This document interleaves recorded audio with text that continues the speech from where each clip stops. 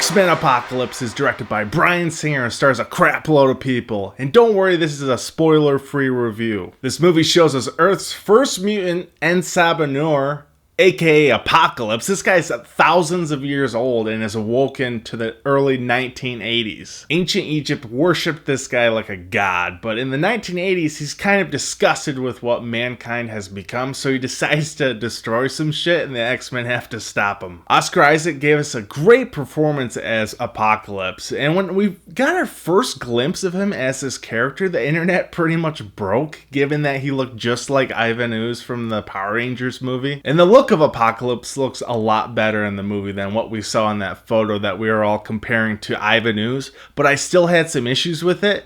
He's seriously the height of Oscar Isaac, which according to Wikipedia, Oscar Isaac's 5'9", and in some scenes he's standing next to his horseman and he's like the smallest guy.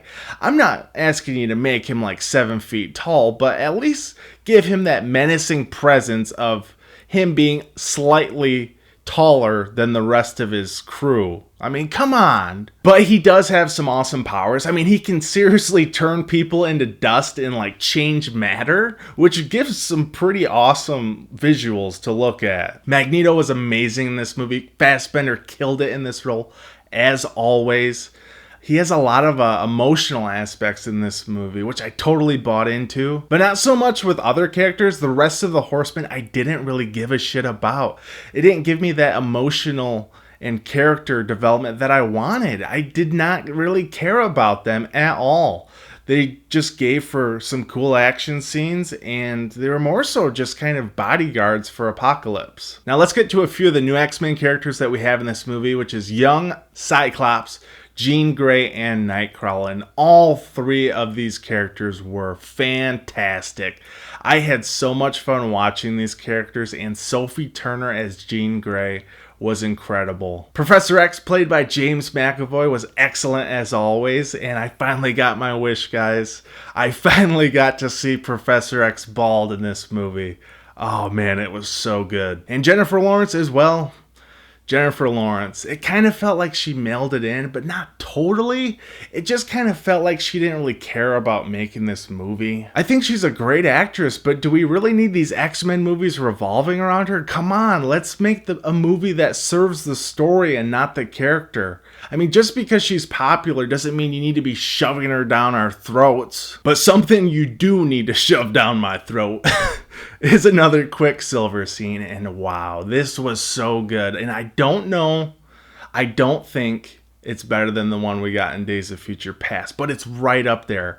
And we do get more Evan Peters in this movie. We get more Quicksilver, and I really, really enjoyed it, and it made for such fun entertainment throughout this movie. I just want to see more of him in the upcoming movies. He was so good. But there's a few problems I had with the movie. There's some pacing issues, and there's just a lot of characters to share screen time with, and it's like an hour into the movie, and it's like, come on, get shit going. And there's a clip in one of the trailers that we got that was pretty spoilery, and most of you, I think, know what I'm talking about.